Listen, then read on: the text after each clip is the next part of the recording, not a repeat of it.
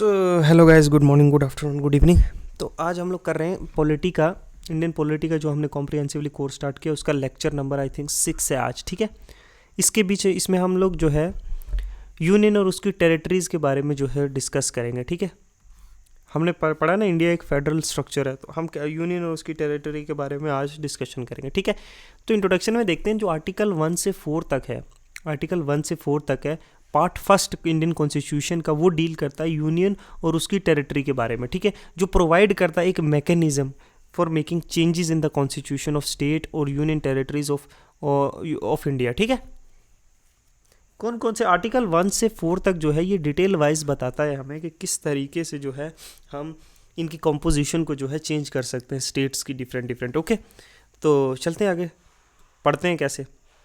देखो, टेरिटरी जो इंडिया में at the time of commencement of constitution, जब कॉन्स्टिट्यूशन को लाया गया था जब 1947 में, है ना, तो यूनियन ऑफ इंडिया था वो कंसिस्ट करता था स्टेट जिनको कैटेगरीज में, 4 कैटेगरीज में हम लोगों ने डिवाइड किया हुआ था, ए बी सी और डी। ठीक है, डिफरेंट थी, ए में अलग टाइप के स्टेट्स थे, बी में, सी में, डी में। ठीक है, ये जब हम लोग जो है मॉडर्न पोस्ट मॉडर्न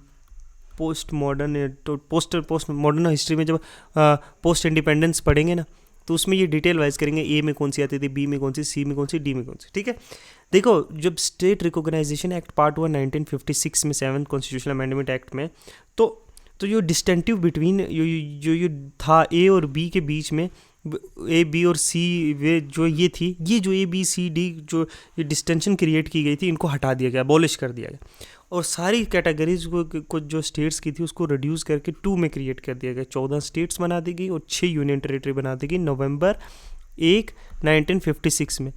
पहले जो है जब इंडिया इंडिपेंडेंस हुआ था तो कैसे डिवीजन थी स्टेट्स की, A category, B category, C category, D category.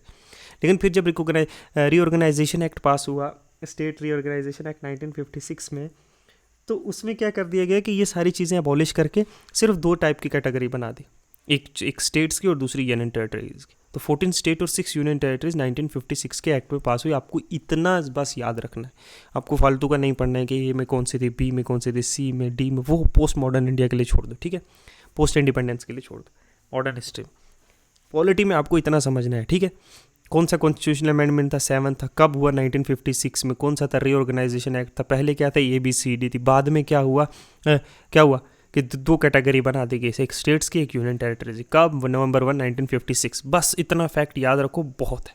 Okay, तो 1956 के बाद भी जो है पॉलिटिकल मैप जो है इंडिया का, वो कॉन्टिन्यूस चेंज हुआ, बिकॉज जो प्रेशर था पॉपुलर एजिटेशन या पॉलिटिकल कंडीशंस, जैसे कहीं पे जो रीजनलिज्म था ना, जैसे कि लैंग्वेज के बेस पे जो है स्टेट्स बननी चाहिए, जैसे आंध्र प्रदेश जो है फर्स्ट स्टेट बनी है ना, कहीं पे था डेवलपमेंट इश्यूज़ पे स्टेट बनी है ना, जैसे झारखंड बनी है ना, छत्तीसगढ़ है ना, कहीं पे जो क्या था कि लैक ऑफ अटेंशन था, उत्तराखंड जैसी स्टेट का निर्माण हुआ। तो इस तरीके से जैसे कुछ जो है इंस्टेबिलिटीज़ की वजह से, टेररिज्म की वजह से, जैसे JNK को कट करके 2 बन के लद्दाख और जम्मू एंड कश्मीर, है ना, इस तरीके से कहीं जो है एडमिनिस्ट्रेटिव कन्वीनियंस के लिए स्टेट्स बनी है ना। तो ये अलग अलग चेंजेस होती रही हमेशा, हमें यही पढ़ना है ये चेंजेस कैसे की जाती है, क्या कोई कॉन्स्टिट्यूशनल अमेंडमेंट होता है, कैसे होता है। ठीक है, तो एट प्रेजेंट जो है 28 स्टेट्स हैं और 9 यूनियन टेरिटरीज हैं। ठीक है, तो जो फर्स्ट शेड्यूल है हमारा कॉन्स्टिट्यूशन ऑफ इंडिया का, जो कंटेन करता है name of states and union territories और उसकी टेरिटोरियल एक्सटेंट को देखो, शेड्यूल कौन सा, 1। ठीक है, जिसमें क्या है, स्टेट्स के नाम है, यूनियन टेरिटरीज के नाम है, और उनकी टेरिटोरियल एक्सटेंट कहाँ तक है, उनकी टेरिटरी कितनी है, वो सारी चीज़ें किस में, शेड्यूल 1 में है इंडियन कॉन्स्टिट्यूशन के। ठीक है, ये चीज़ याद रखना। प्रेजेंटली 28 स्टेट्स है और 9 यूनियन टेरिटरीज है, तो ये चेंजेस जो है कंप्लीटली होती रही है। ठीक है, नेक्स्ट चलते हैं, एडमिशन या एस्टैब्लिशमेंट नई स्टेट का कैसे होता है।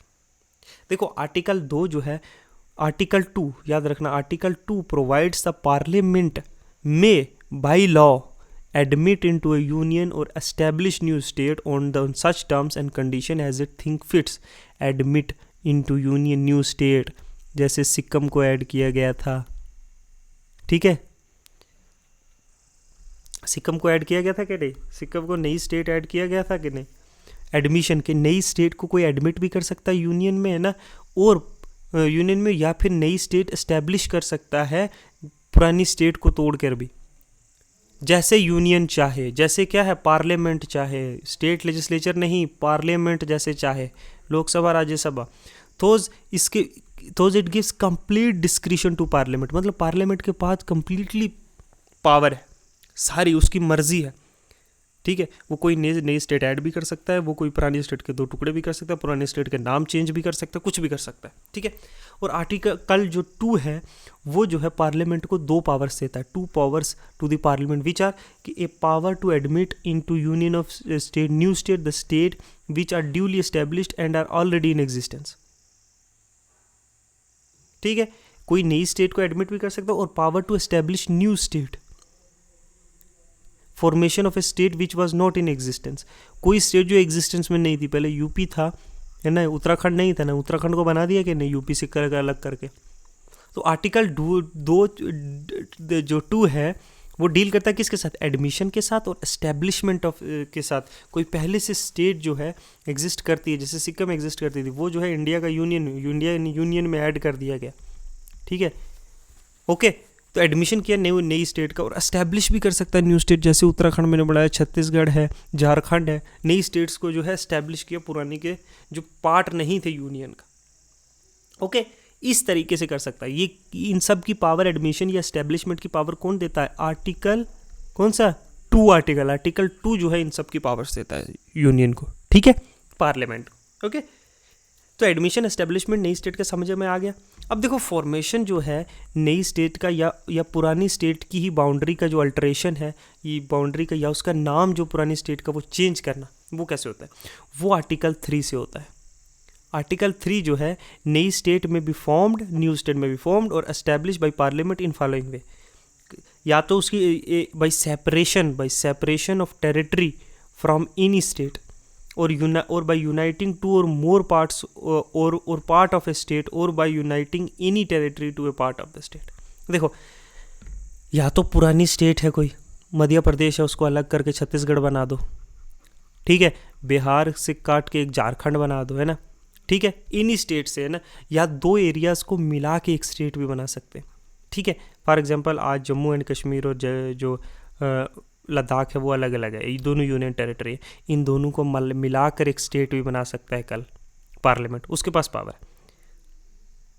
या फिर देखो कोई भी टेरिटरी है जो समझ लो, है ना, कोई टेरिटरी बाहर है ना, वो किस स्टेट में नहीं है इंडिया में, उस टेरिटरी को अगर इंडिया में इनगल्फ किया जाएगा ना, साथ में मिलाया जाएगा, तो एक नई स्टेट बना सकते हैं, कोई 2 टेरिटरी को जोड़ के, by increasing the area of any state. किसी एरिया के, समझ लो पंजाब है, पंजाब का जो है हरियाणा के कुछ एरिया जो है पंजाब में एंटर करके नई स्टेट बना सकता है, पंजाब को ही बड़ा कर सकता है, कौन, पार्लियामेंट, ठीक है। By diminishing the area of any state, किसी एरिया को कम करके दूसरी स्टेट में कम करके नया एरिया बना सकता है, एक नई स्टेट बना सकता है। इसकी बाउंड्री जो है अल्टर कर सकता है, कौन कर सकता है ये सब, who has the power to do all these things, parliament, ठीक है। By altering the name of any state, किसी भी स्टेट का नेम चेंज करके रख सकता है। जैसे यूनाइटेड प्रोविंस था यूपी का, पहले नाम क्या था, यूनाइटेड प्रोविंस, है ना, अब क्या है, उत्तर प्रदेश, ठीक है, ठीक है, पहले मध्य प्रदेश सेंट्रल प्रोविंस था, अब क्या है, मध्य प्रदेश। पंजाब का पहला नाम क्या था, पेप्सू, अब क्या है, पंजाब। तो नेम भी चेंज करता है, किसी भी स्टेट का नेम चेंज कर सकता है, ठीक है। ये सारी पावर्स जो है पार्लियामेंट के पास, ठीक है। अब हमने पढ़ लिया कि फॉर्मेशन भी कर सकता है, अल्टरेशन भी कर सकता है, ये चीज़ें जो है पार्लियामेंट को पावर देता है आर्टिकल 3 इंडियन कॉन्स्टिट्यूशन का, और ये सोल पावर किसके पास है, पार्लियामेंट के पास, ठीक है। फिर है, हम आगे देखते हैं, how the word state includes union territory also.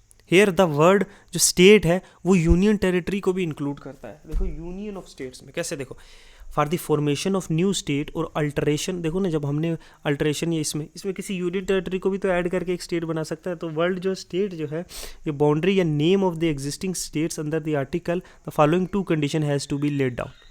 किसी भी नई स्टेट को बनाने की, उसकी बाउंड्री अल्टर करने की या नाम, एग्जिस्टेंस नाम को चेंज करने की, उसमें 2 है कि no bill contemplating the above changes shall be introduced in either house of the parliament except the recommendation of president, इस तरह का जो जिसमें अल्टर की जाए बाउंड्री या नई स्टेट बनाई जाए, जो नाम एग्जिस्टिंग नाम चेंज किया जाए, उसके लिए प्रेसिडेंट की प्रायर रिकमेंडेशन की ज़रूरत होती है, याद रखना, क्योंकि India is a federal structure, है ना। President is required to protect the interest of whole as a India, है ना। तो कोई भी चीज़ ऐसा करने के लिए किसकी ज़रूरत है? प्रेसिडेंट की जो है प्रायर रिकमेंडेशन की ज़रूरत है। If A bill affects the area या बाउंड्री या नेम ऑफ द स्टेट, है ना, तो president is required to refer the bill to the concerned state legislature for expressing its view with a specific period. अगर कोई ऐसी चीज़ किसी, for example Madhya Pradesh के साथ अगर ये चीज़ होने वाली है ना, तो बिल क्या करेगा? तो बिल उस स्पेसिफिक जो है लेजिस्लेचर में भेजा जाएगा, उस लेजिस्लेटिव असेंबली में, उनका व्यूज़ जानने के लिए कि आपकी स्टेट का हम नाम चेंज करें, और एक सेट पीरियड दिया जाएगा, एक टाइम के इतने टाइम के अंदर आपको जवाब देना है, ठीक है। इन ऊपर वाली कंडीशंस को ध्यान में रखते हुए द वर्ड जो स्टेट है वो does not include union territory. देखो समझो, इन चीज़ों में जो वर्ड स्टेट है वो यूनियन टेरिटरी है, लेकिन जो नीचे दी गई चीज़ें इनमें यूनियन टेरिटरी नहीं। जब प्रेसिडेंट में extend a period so specified in the state legislature does not express it's view with in a period specified और एक्सटेंड द बिल में बी इंट्रोड्यूस्ड इन पार्लियामेंट, है ना। अगर जो है ना, जो प्रेसिडेंट ने जो वक्त दिया है स्टेट लेजिस्लेटिव असेंबली को कि अपना जवाब देने के लिए, अपनी राय देने के लिए, है ना, अगर उस स्पेसिफाइक पीरियड में वो जवाब नहीं देते तो प्रेसिडेंट एक्सटेंड भी कर सकता है और टाइम को नहीं भी कर सकता, और बिल जो है इंट्रोड्यूस हो जाएगा पार्लियामेंट। अगर स्टेट लेजिस्लेटिव जो है एक्सप्रेस करे उसका views with in a period of time, जितना पीरियड दिया हुआ, फॉर एग्जांपल अगर 6 महीने के अंदर आपको जवाब देना है ना, और या फिर एक्सटेंडेड 7 महीने के अंदर जवाब देना है, और पार्लियामेंट जो है बाउंड नहीं है इस व्यू से, वो एक्सेप्ट भी कर सकते हैं, रिजेक्ट भी कर सकते हैं। फॉर एग्जांपल जब नाम चेंज करने का आया तो मध्य प्रदेश बोले नहीं, हमारा नाम नहीं चेंज करना है, तो पार्लियामेंट मान भी सकती है और नहीं भी मान सकती है, ठीक है। तो further it is not mandatory to make fresh reference to the state legislative assembly every time an amendment to the bill is proposed or accepted. एक बार बिल हो गया ना, उसके बाद अगर फर्दर इस बिल में कुछ अमेंडमेंट्स आए लोकसभा में, राज्यसभा में, है ना, कुछ और भी आए, तो जो है दोबारा जो है लेजिस्लेटिव असेंबली को भेजने की ज़रूरत नहीं है। इन केस अगर केस यूनियन टेरिटरी जो है, इनकी यूनियन टेरिटरी में president can itself take decision and aid as a deem fits, लेकिन यूनियन टेरिटरी के केस में तो असेंबली नहीं है ना, तो president is a head of the union territory, तो वो अपने हिसाब से जैसे उसको सही लगे वो डिसीजन ले सकता है, जैसे उसे फिट लगे, deems fit. Though it is clearly evident जो कॉन्स्टिट्यूशन ऑफ इंडिया है उसने अथोराइज़ किया पार्लियामेंट को नई स्टेट बनाने के या अल्टर करने का, बाउंड्रीज या नेम या कुछ भी एग्जिस्टिंग स्टेट का, विदाउट एनी कंसेंट, कोई कंसेंट की उसको ज़रूरत नहीं। सिर्फ एक प्रिंसिपल है कि prior recommendation of president is necessary, ठीक है, ओके। तो ये चीज़ है बस, और कुछ नहीं, ठीक है। नेक्स्ट चलते हैं, amendment of the first and fourth schedule. देखो आर्टिकल 4 डिक्लेयर करता है कि लॉ जो मेड किया जाएगा फॉर एडमिशन या establishment of new state under article 2 and the formation of new states or alteration of boundary or existing name under article 3 does not considered as amendment of constitution under article 368।